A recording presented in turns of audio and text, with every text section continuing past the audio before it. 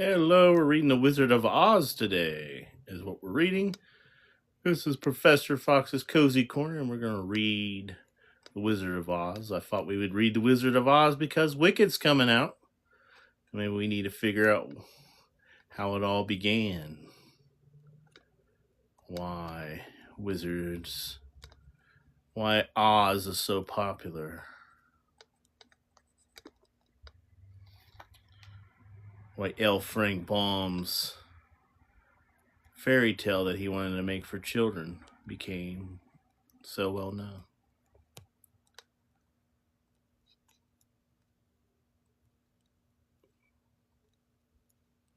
Ta-da.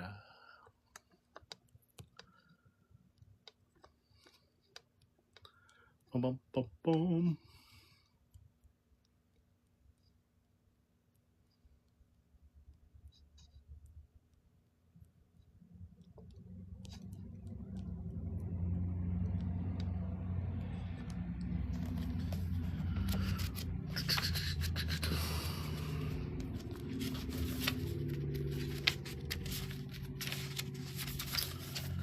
We're reading Wizard of Oz today. Reading the Wizard of Oz today. So Wizard of Oz was folklore and legends, myths, and fairy tales have followed childhood for the ages. For every healthy youngster is a wholesome and instructive love for stories fantastical, marvelous, and manifest unreal. The winged fairies of Grimm and Andersen have brought more happiness to children's hearts than all other human creations. So, we're reading The Wizard of Oz today. Have you read The Wizard of Oz? Should check it out. Yet the one-time fairy tale, having served for generations, have now been classified as historic in a children's library, for the time has come for a series of newer wonder tales in which the stereotyped gentle dwarf and fairy are eliminated together with all the horrible and blood-curdling incidents devised by the authors to point a fearsome moral to each tale. As modern education includes morality, therefore the modern child seeks only entertainment and its wonder tales and gladly dispense with a disagreement incident. Having these thoughts in mind, the story of the wonderful Wizard of Oz was written solely to pleasure children of today and inspires to be modernized fairy tale in which the wonderment and joy are retained and the heartaches and nightmares are left out. Well, I still had nightmares over those flying monkeys. So we're on chapter 5 of this book.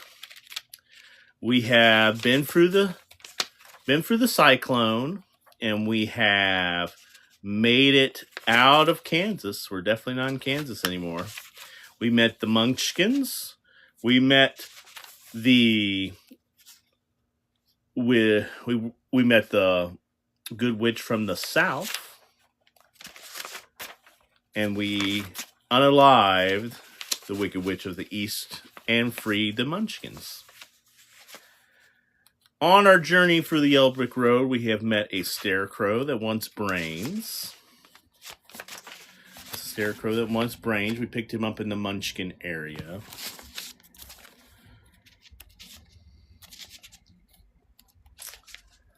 And we found out that our scarecrow friend, he's not that smart, but he doesn't have to eat. And he falls in the holes in the Yellow Brick Road all the time. And he becomes unstuffed, and we got to stuff him back together. And here we are on chapter 5 is where we left off. We're going to rescue the Tin Woodsman. When Dorothy awoke, the sun was shining through the trees, and Toto had along but out chasing squirrels and birds. She sat up and looked around. There were the Scarecrow, still standing patiently in his corner waiting for her. Because the Scarecrow doesn't sleep, he's made out of straw, he doesn't need to sleep. We must go and search for water, she said to him.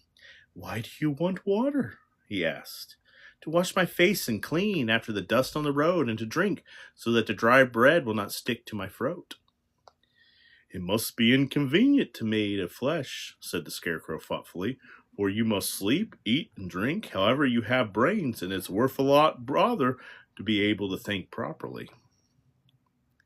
They left the cottage and worked for the trees until they found a little spring and clear water, where Dorothy drank and bathed and ate her breakfast. She saw that there was not much bread left in the basket, and the girl was thankful the Scarecrow did not have to eat anything, for there was scarcely enough for herself and Toto for the day. When she had finished her meal and was about to go back to the road of yellow brick, she was startled to hear a deep groan nearby. "What was that?" she asked timidly. "I can't imagine," replied the Scarecrow. "Well, we can go and see." Just then another groan reached their ears, and the sound seemed to come from behind them.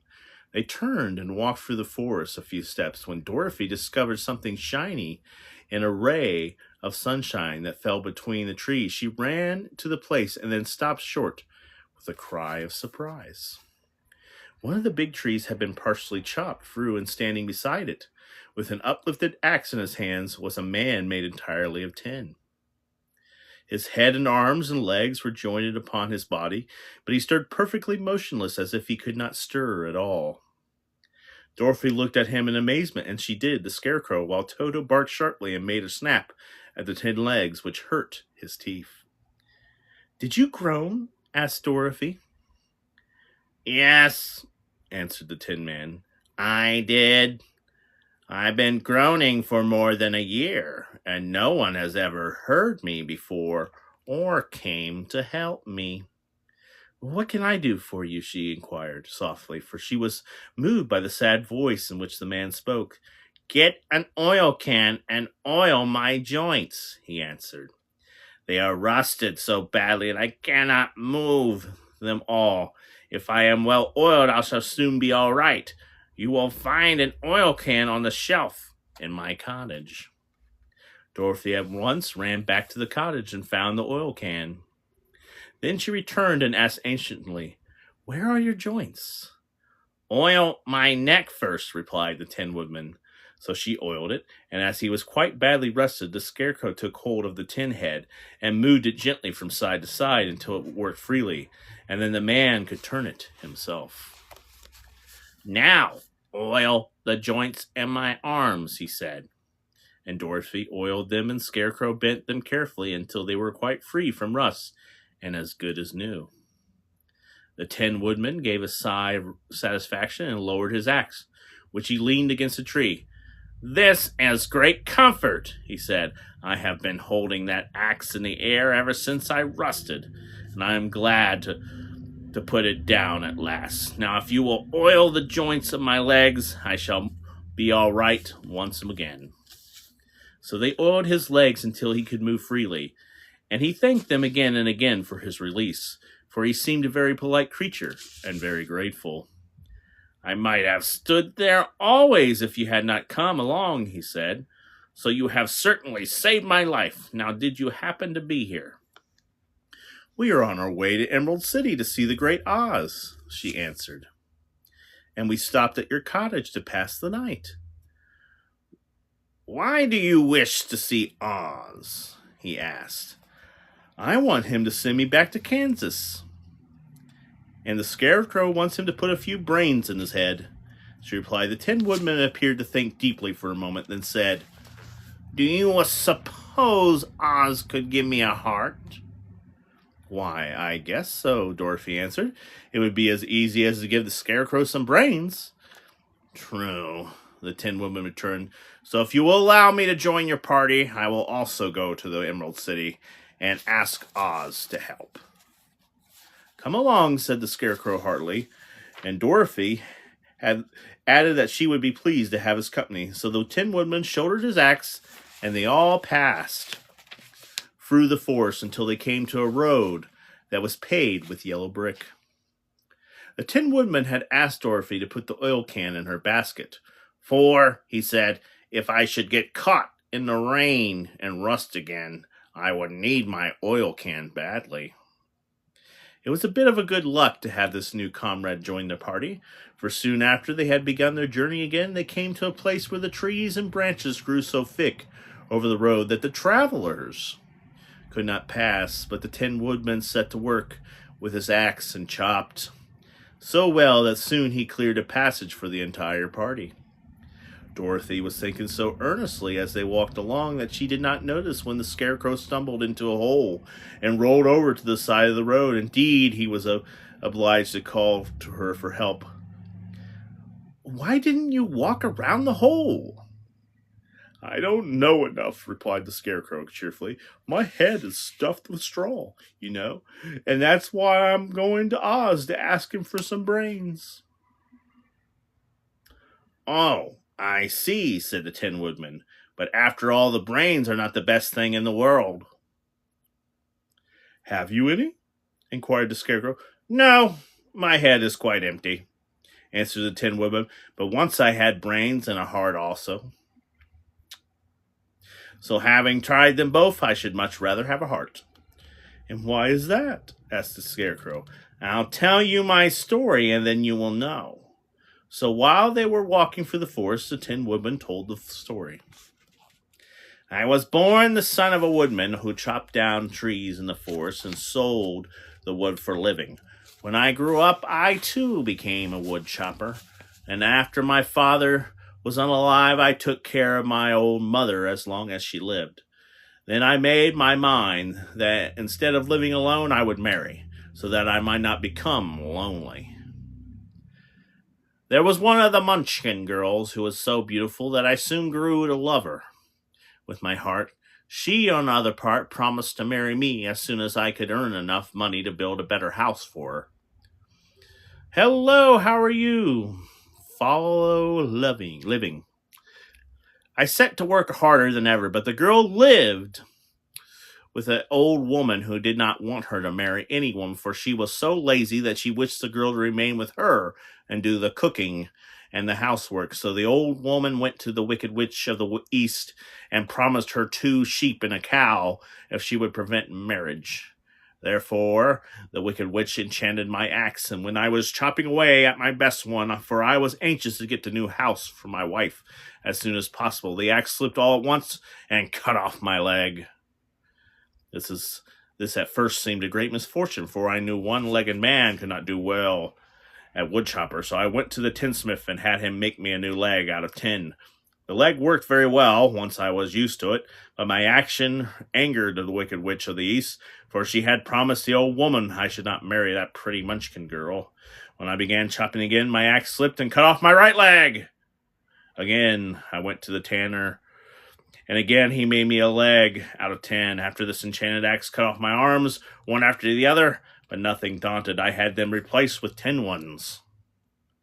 The Wicked Witch then made the axe slip and cut off my head, and at first I thought that was the end of me. But the tanner happened to come along, and he made me a new head out of tin. I thought I had beaten the Wicked Witch then. And I worked harder than ever, but a little knew how cruel my enemy could be.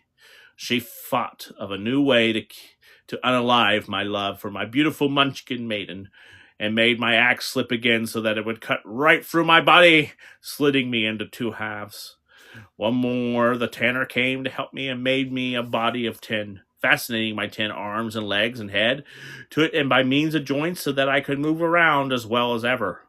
But at last, I had now no heart, so that I lost all my love for the Munchkin girl, and did not care whether I married her or not. I suppose she is still living with that old woman, waiting for me to come after her. My body shone so brightly in the sun that I felt very proud of it, and I did not matter if the axe slipped, for it could not cut me. There were only one danger, that my joints would rust, but I kept my oil can in my cottage and took care to oil myself whenever I needed it. However, there came a day when I forgot to do this, and being caught in a rainstorm before I thought of the danger, my joints had rusted, and I was left to stand in the woods until you came to help me. It was a terrible thing to undergo, but during the year I stood there, and I had time to think with the greatest loss I had known was the loss of my heart. While I was in love, I was happiest man on earth, but no one could love who has not a heart, and so I am resolved to ask Oz to give me one. If he does, I will go back to the Munchkin maiden and marry her. But Dorothy and the Scarecrow had been greatly interested in the story of the Tin Man, and now they knew why he was so anxious to get a heart. "All the same," said the Scarecrow, "I shall ask for brains instead of heart, for a fool would not know what to do with a heart if he had one." "I shall take the heart," returned the Tin Woodman, "for brains do not make one happy, and happiness is the best thing in the world." Dorothy did not see anything, for she was puzzled to know which of her two friends was right, and she decided if she could only get back to Kansas and Aunt Em, it did not matter so much whether the Woodman had no brains and the Scarecrow no heart, or each got what he wanted. What worried her most was that the bread was nearly gone, and another meal for herself and Toto would empty the basket. To be sure, neither the Woodman nor the Scarecrow ever ate anything, but she was not made of tin nor straw, and could not live unless she was fed. Oh boy, will she find food? Our next chapter that we're going to read is The Cowardly Lion. What do you think? We're going to pick up our next traveler on the Yellow Brick Road. Chapter 6, The Cowardly Lion. All this time, Dorothy and her companions had been walking through the thick woods. The road was still paved with a yellow brick, but these were much covered by dried branches and dead leaves from the trees, and the walking was not at all good. There were a few birds in the part of the forest, for birds love the open country where there was plenty of sunshine. But now and then there came a deep growl from some wild animal hidden among the trees. "Thank you for the heart, me." "How long will it be," the child asked the Tin Woodman, "before we are out of the forest?" "I cannot tell," was the answer, "for I have not been to the Emerald City. But my father went there once, when I was a boy, and he said it was a long journey through a dangerous country. Although nearer to the city where Oz dwells, the country is beautiful. But I am not afraid so long as I have my oil can. And nothing can hurt the Scarecrow while you bear upon your forehead the mark of the good witch kiss, and that will protect you from harm." "But Toto," said the girl anxiously, "what will protect him?" "We must protect him ourselves if he is in danger," replied the Tin Woodman. Just as he spoke, there came from the forest a terrible roar. The next moment, a great lion bounded into the road. With one blow of his paw, he sent the Scarecrow spinning over and over to the edge of the road, and then he struck at the Tin Woodman with his sharp claws. But to the lion's surprise, he could not impress on the tin, although the Woodman fell over and the road lay still. Little Toto, now that he had an enemy to face, ran barking toward the lion, and the great beast had opened his mouth to bite the dog, when Dorothy, fearing Toto would be unalive and heedless of danger, rushed forward and slapped the lion upon his nose as hard as she could. While she cried out, "Don't you dare bite Toto! You ought to be ashamed of yourself, a big beast like you to bite a poor little dog." "Don't bite him," said the lion, as he rubbed his nose with his paw where Dorothy had hit him. "No, but you tried to," she retorted. "You are nothing but a big coward." "I know it," said the lion, hanging his head in shame. "I've always known it, but now I can't help it. I don't know. I'm sure to think of you striking a stuffed man like the poor Scarecrow." "Is he stuffed?" asked the lion in surprise as he watched her pick up the Scarecrow and set him upon his feet while she patted him into shape again. "Of course he's stuffed," replied Dorothy, who was still angry. "That's why he was over so easily," remarked the lion. "It astonished me to see him rolling around. Is the other one stuffed also?" "No," said Dorothy. "He's made of tin." And she helped the Woodman up again. "That's why he was nearly blunted by claws," said the lion. "Why, they scratched against tin. It made a cold shiver run down my back. What is that little animal you are so tender of?" "He is my dog, Toto," asked Dorothy. "Is he made of tin or stuffed?" asked the lion. "Neither. He's a meat dog," said the girl. "Oh, he's a curious animal. Seems remarkable small now that I look at him. No one would think of biting such a little thing except a coward like me," continued the lion sadly. "What makes you a coward?" asked Dorothy, looking at the great beast in wonder, for he was as big as a small horse. "That way all the other animals in the forest naturally accept me to be brave, for the lion is everywhere thought to be the king of beasts. I learned that if I roared very loudly, every living thing was frightened and I got out of my way. Whenever I met a man, I've been awfully scared, but I just roared at him and he was always run away as fast as he could go. If the elephants and the tigers and the bears had ever tried to fight me, I should have run myself. I'm such a coward. But just as soon as they hear me roar, they all try to get away from me, and of course I let them go. But that isn't right. The king of beasts shouldn't be a coward, said the scarecrow. I know it, returned the lion, weeping a tear from his eye with the tip of his tail. It's my great sorrow. It makes my life very unhappy, but whenever there is a danger, my heart begins to beat fast.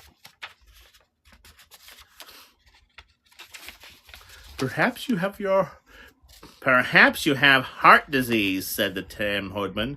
It may be, said the lion. If you had continued, the Tin One, you ought to be glad, for it proves you have a heart. For my part, I have no heart, so I cannot have heart disease.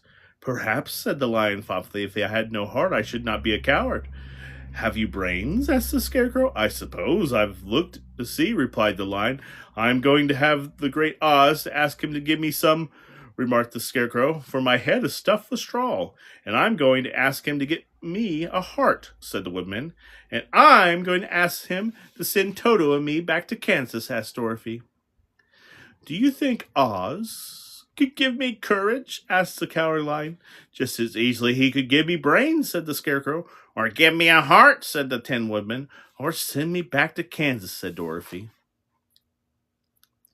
Then if you don't mind, I'll go with you, said the lion, for my life is simple, unbearable without a part of courage.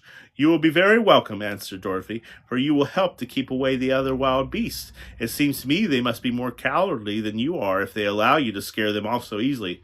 They really are, said the lion, but that doesn't make me any braver, and as long as I know myself to be a coward, I shall be unhappy.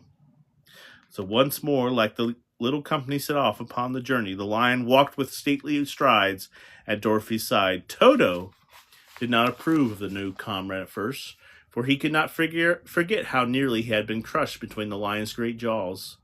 But after a time, he became more at ease, and presently Toto and the Cowardly Lion had grown to be good friends. During the rest of the day, there was no other adventure to mar the peace of the journey. Once, indeed, the Tin Woodman stepped upon a beetle and was crawling along the road, and unalive, the poor little thing. This made the Tin Woodman very unhappy, for he was always careful not to hurt any living creature, and as he walked along, he wept several tears of sorrow and regret. These tears ran slowly down his face and over the hinges of his jaw, and there they rusted when Dorothy presently asked him a question. The Tin Woodman could not open his mouth, for his jaw was tightly rusted. Together he became greatly frightened at this and made many motions to Dorothy to relieve him, but she could not understand. The lion was also puzzled for what was wrong, but the scarecrow seized the oil can from Dorothy's basket and oiled the woodsman's jaw, so that after a few moments he could talk as well as before. This will serve me a lesson, said he, to look where I step, for if I should unalive another bug or beetle, I should surely cry again, and crying rests my jaw, so I cannot speak. Therefore he walked very carefully with his eyes on the road, and then he saw a tiny trolling, but he would stop over it, so it has not to harm it. The Tin Woodman knew very well he had no heart, and therefore he took great care never to be cruel or unkind to anything. You people with hearts, he said, having something to guide you and need never do wrong, but I have no heart, and so I must be very careful. When Oz gives me a heart, of course I needed mine so much. Hello, Sprite. We're reading The Wizard of Oz. We picked up all our companions. We just got the Cowardly Lion. And it looks like we're going to meet some tigers, is what we're going into next. I'm going to get into some tigers. Yes, hello. We have all four of our companions. I thought we would read The Wizard of Oz since another Wicked is coming out. So the journey to the Great Oz is Chapter 7. They were obliged to camp out that night under a large tree in the forest, for there were no houses near. The tree made a great thick covering to protect them from the dew, and the Tin Woodman chopped a great pile of wood with his axe, and Dorothy built a splendid fire that warmed her and made her feel less lonely. She and Toto ate the last of their bread, and now she did not know what they would do for breakfast. Ooh, thank you for the roses. I appreciate it. Maybe it looks like Dorothy needs some help. She don't have any bread left. If you wish, said the lion, I will go into the forest and unalive a deer for you. You can roast it by the fire, since you'll taste it so particular that you prefer food, and then you will have a very good breakfast. Don't, please don't, begged the Tin Woodman. I should certainly weep if you unalived a poor deer, and then my jaws would rust again. But the lion went away into the forest and found his own supper, and no one ever knew what it was, for he didn't mention it. And the Scarecrow found a tree full of nuts and filled Dorothy's basket with them so that she would not be hungry for a long time.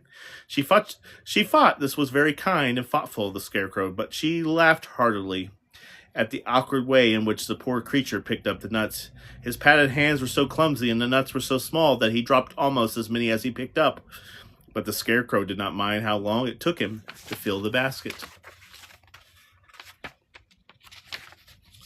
for it enabled him to keep away from the fire, as he feared a spark might get him into straw and burn him away. So he kept a good distance away from the flames and only came near to cover Dorothy with dry leaves when she lay down to sleep. They kept her very snug and warm, and she slept soundly until morning. When he was daylight, the girl bathed her face for a little rippling brook, and soon after they all started forward toward the Emerald City on the yellow brick road. This was to be an eventful day for the travelers. They had hardly been walking an hour when they saw before them a great ditch that crossed the road and divided the forest as far as they could see on either side. It was a very wide ditch, and when they crept up to the edge and looked at it, they couldn't see if it was very deep, and there were very many big jagged rocks at the bottom. The sides were so steep that none of them could climb down, and for a moment it seemed that their journey must end. What should we do? Asked Dorothy. I haven't the faintest, said the Tin Woodman, and the lion shook his shaggy mane and looked thoughtfully, but the Scarecrow said, We cannot fly, that is certain, neither can we climb down into this great ditch. Therefore, if we cannot climb over it, we must stop where we are. I think I could jump over it, said the Cowardly Lion, after measuring the distance carefully in his mind. Then we are all right, answered the Scarecrow, for you can carry us all over on your back, one at a time. Well, I'll try it, said the Lion. Who will go first? I will, declared the Scarecrow, for if you find that you cannot jump over the gulf, Dorothy would not be unalive, or the Tin Woodman badly dented, or the rocks below. But if I am on your back, and if no matter so much for the fall, I would not hurt at all. I am terribly afraid of falling myself, said the Cowardly Lion, but I suppose there is nothing to do but try it. So you get on my back, and we will make an attempt. The Scarecrow sat upon the lion's back, and the big beast walked to the edge of the gulf and crouched down. Why don't you run and jump? Asked the Scarecrow. Because that isn't the way lions do things, he replied. Then, giving a great spring, he shot through the air and landed safely on the other side. They were all greatly pleased to see how easily he did it, and after the Scarecrow had got down from his back, the lion sprang across the ditch again. Dorothy thought she would go next, so she took Toto in her arms and climbed on the lion's back, holding tightly to his mane with one hand. The next moment, it seemed that she was flying through the air, and then, before she had time to think about it, she was safe on the other side. The lion went back a third time and got the Tin Woodman, and then they all sat down for a few moments to give the beast a chance to rest, for his great leaps had made his breath short, and he panted like a big dog that has been running too long. They found the forest very thick on the side, and it looked dark and gloomy. After the lion had rested, they started along the road of yellow brick, silently wondering each in its own mind if they ever would come to the end of this woods and reach the bright sunshine again. To add to their discomfort, they soon heard strange noises in the depths of the forest, and the lion whispered to them that it was in the part of the country that the Kadas lived. What are Kadas? Asked the girl. They are monstrous beasts with bodies like bears and heads like tigers, replied the lion, with claws so long and sharp that they could tear me in two as easily as I could unalive Toto. I'm terribly afraid of Kadas. I'm not surprised that you are, answered Dorothy. They must be dreadful beasts. The lion was about to reply when suddenly they came to another gulf across the road, but this one was so broad and deep that the lion knew at once he could not leap across it. So they sat down to consider what they could do. And after serious thought, the Scarecrow said, "Here is a great tree standing across the ditch. If the Tin Woodman could chop it down so that it would fall to the other side, we can walk across it easily." "That is a first-rate idea," said the lion. "One would almost suspect you had brains in your head instead of straw." The woodman set to work at once, and so sharp was his axe that the tree was soon chopped nearly through. Then the lion put his strength front legs against the tree and pushed with all his might, and slowly the big tree toppled and fell with a crash across the ditch, with its top branches on the other side. They had just started to cross this happy bridge when a sharp growl made them all look up in their horror that they saw running toward them two great beasts with bodies like bears and heads like tigers. "They are the Kadaz," said the Cowardly Lion, beginning to tremble. "Quick!" cried the Scarecrow. "Let us cross over." So Dorothy went first, holding Toto in her arms. The Tin Woodman followed, and the Scarecrow came next. The lion, although he was certainly afraid, turned to face the Kadaz, and then he gave so loud and terrible a roar that Dorothy screamed, and the Scarecrow fell over backwards, while even the fierce beast stopped short and looked at him in surprise. But seeing they were bigger than the lion, and remembering that they were two of them and only one of him, the Kadaz again rushed forward, and the lion crossed over the tree and turned to see what they would do next. Without stopping an instant, the fierce beast also began to cross the tree, and the lion said to Dorothy, "We are lost, for they will surely tear us to pieces with their sharp claws, but stand close behind me, and I will fight them as long as I am alive." "Wait a minute," cried the Scarecrow. He has been thinking what was best to be done, and now he asked the woodman to chop away at the end of the tree that rested on the side of the ditch. The Tin Woodman began to use his axe at once, and just as the two Kadaz were nearly across, the tree fell with a crash into the gulf, crying the ugly snarling brutes with it, and both were dashed to pieces on the sharp rocks on the bottom. "Well," said the Cowardly Lion, drawing a long breath of relief, "I see why going to live a little while longer, and I'm glad of it, for I must be very uncomfortable in thinking that I'd be alive. Those creatures frighten me so badly that my heart is beating yet." Ah, said the Tin Woodman sadly, "I wish I had a heart to beat." This adventure made the travelers more anxious than ever to get out of the forest, and they walked so fast that Dorothy became tired and had to ride on the lion's back. To their great joy, the trees became thinner, and further they advanced. And in the afternoon, they suddenly came upon a broad river, following swift just before them. On the other side of the water, they could see the road of the yellow brick, running through a beautiful country with green meadows dotted up with bright flowers, and all the road bothered with trees hanging full of delicious fruit. They were greatly pleased to see this delightful country before them. "How shall we cross the river?" said Dorothy. "That is easily done," replied the Scarecrow. "The Tin Woodman has built us a raft so we can float to the other side." So the woodman took his axe and began to chop down small trees to make a raft. And while he was busy at the Scarecrow found out the riverbank had a tree full of fine fruit. This pleased Dorothy, who had eaten nothing but all nuts all day, and she made a healthy meal of ripe fruit.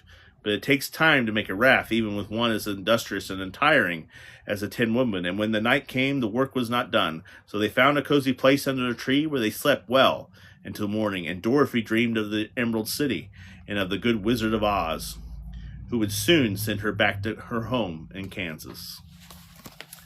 There's a little Here's a little Toto. You know, that was one of the dogs that I would think I would want. I like cats, but that could be a dog that I think I could like. A little Toto dog. They look like angry old men. I just like them. All right. I'll read one more chapter, and then I will finish up for the night. Our little party of travelers awakened next morning, refreshed and full of hope. And Dorothy's breakfast like a princess off peaches and plums from the trees beside the river. Behind them was the dark forest that had passed safely through, although they had suffered many disagreements. Yet before there was a lonely sun country that seemed to beckon on the Emerald City. To be sure, the broad river now cut them off from this beautiful land, but the raft was nearly done, and after the 10 women had cut a few more logs and fastened them together with wooden pins, they were ready to start. Dorothy sat down in the middle of the raft and held Toto in her arms. When the Cowardly Lion stepped upon the raft, it tipped badly, for he was big and heavy, but the Scarecrow and the 10 women stood upon the other end to steady it, and they had long poles in their hands to push the raft through the water. They got along quite well at first, but when they reached the middle of the river, the swift current swept the raft downstream, further and further away from the yellow road, and the water grew so deep and that the long poles would not touch the bottom. "This is bad," said the 10 women, "for if we cannot get to land, we shall be carried into the country of the Wicked Witch of the West, and she will enchant us and make us her slaves." "And then I should get no brains," said the Scarecrow. "And I shall get no courage," said the Cowardly Lion. "And I shall get no heart," said the 10 women. "And I should never get back to Kansas," said Dorothy. "We must certainly get to the Emerald City if we can," the Scarecrow continued, and he pushed so hard on his log pole that it stuck fast in the mud in the bottom of the river, and before he could pull it out again or let go, the raft was swept away, and the poor Scarecrow left clinging to the pole. And in the middle of the river, "Goodbye," he cried after them, and they were very sorry to leave him indeed. The 10 women began to cry, but unfortunately remembered that he might rust, and so he dried his tears on Dorothy's apron. Of course, this was so bad thing for the Scarecrow. "I am now worse off than when I was first met Dorothy," he said, and thought.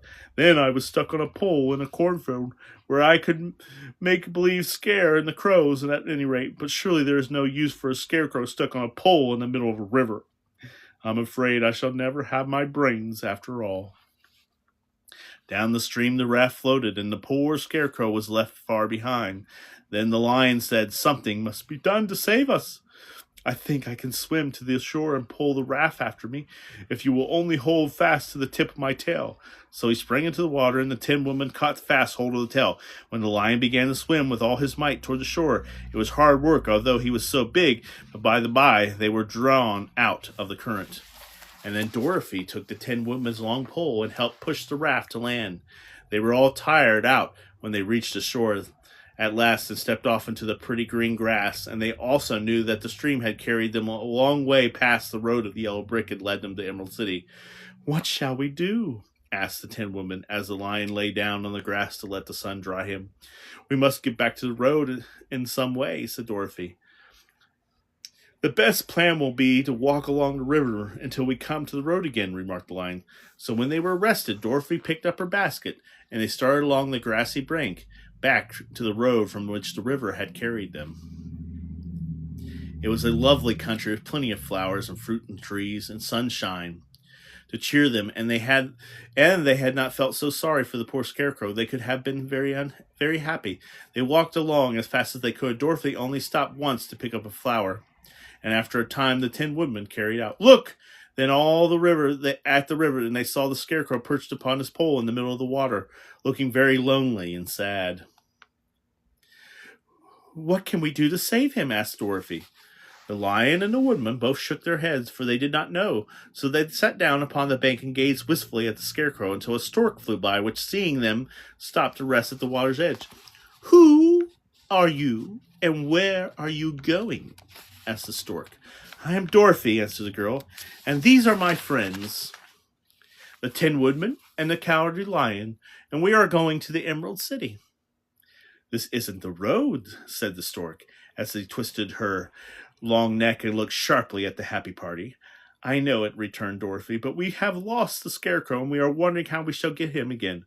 "Where is he?" asked the stork. "Over there in the river," answered the girl. "If he wasn't so big and heavy, I would get him for you," remarked the stork. He isn't heavy a bit," said Dorothy eagerly, "for he is stuffed with straw, and if you will bring him back to us, we shall thank you ever and ever so much." "Well, I will try," said the stork, "but if I find he is too heavy to carry, I shall have to drop him in the river again." So the big bird flew into the air and over the water till she came to where the Scarecrow was perched upon the pole. Then the stork, with her great claws, grabbed the Scarecrow by the arm and carried him up into the air and back to the bank where Dorothy and the Lion and the 10 Woodmen and Toto were sitting. When the Scarecrow found himself his friends again, he was so happy that he hugged them all, even the lion, and Toto. And as they walked along, he sang "Toodly-doo" at every step, and he felt so happy. "I was afraid should have stayed in the river forever," he said, "but that kind stork saved me, and if I ever get any brains, I shall find that stork again and do it some kindness to return." "That's all right," said the stork, who was flying along beside him. "I have always liked to help anyone in trouble, but I must go now, for my babies are waiting for me in the nest for me. I hope you will find the Emerald City, and Oz will help you."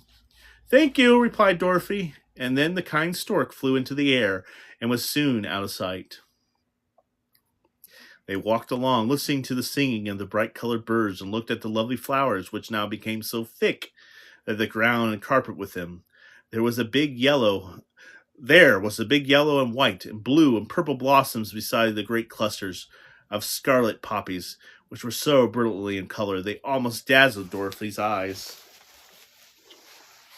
It's right there. And we get on the poppies.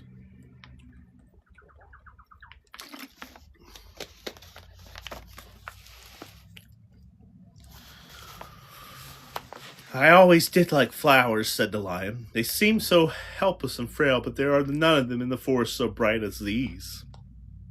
They now came upon more and more of the big scarlet poppies, and fewer of the other flowers, and soon they found themselves in the midst of a great meadow of poppies. Now it is well known that there are many of these flowers together, and their odor is so powerful that anyone who breathes will fall asleep, and if the sleeper is not carried away from the scent of the flower, he sleeps on forever. But Dorothy did not know this, nor could she get away from the bright red flowers that were everywhere about. So presently her eyes grew heavy, and she felt she must sit down to the rest to sleep. Kind of like amnesia. But the Tin Woodman would not let her do this. "We must hurry and get back to the yellow brick road before dark," he said. And the Scarecrow agreed with him, so they kept walking until Dorothy could stand no longer. Her eyes closed in spite of herself, and she forgot where she was and fell among the poppies, fast asleep. "What shall we do?" asked the Tin Woodman.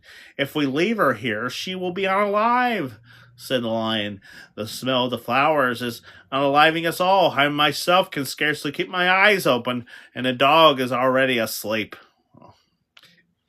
It was true. Toto had found down beside her little mistress, but the Scarecrow and the Tin Woodman, not being made of flesh, were not troubled by the scent of the flowers. "Run fast," said the Scarecrow to the lion, "and get out of these flowers as soon as you can. We will bring the little girl with us, but if you should fall asleep, you are too big to be carried." So the lion arose himself and bounded forward as fast as he could. In a moment he was out of sight. "Let us make a chair with our arms and carry her," said the Scarecrow. So they picked up Toto and put the dog in Dorothy's lap, and then they made a chair with their arms for the seat in their arms, and carried the sleeping girl between them through the flowers. On and on they walked, and seemed that the great carpet of deadly flowers that surrounded them would never end. They followed the bend of the river, and at last came upon their friend the lion, lying fast asleep among the poppies. The flowers had been too strong for the huge beast, and he had given up at last and fallen only a short distance from the end of the poppy bed, where the sweet grass spread and the beautiful green fields before them. "We can do nothing for him," said the Tin Woodman sadly, "for he is much too heavy to lift. We must leave him here, and sleep on forever, and perhaps he will dream that he has found courage at last." "I'm sorry," said the Scarecrow. "The lion was a very good comrade for one so cowardly. But let us go on." They carried the sleeping girl to the pretty spot beside the river, far enough from the poppy field to prevent her breathing any more of the poison of the flowers. And here they laid her gently on the soft grass and waited for her fresh breeze to awaken her. So we finished that. And then we're going to meet the Queen of the Field Mice. What are they going to do to help our trio? So the lion is stuck in the poppy field. The girl was saved by the Tin Woodsman and the Scarecrow because they don't have to breathe in the poisonous gas. So tune in next week and we'll find out how they get the lion out of there. So I'm reading this because Wicked is coming up, and this is The Wonderful Wizard of Oz by Frank Baum. So join me next time on Professor Fox's Cozy Corner, and we'll be finishing The Wizard of Oz. Take care and have a great night.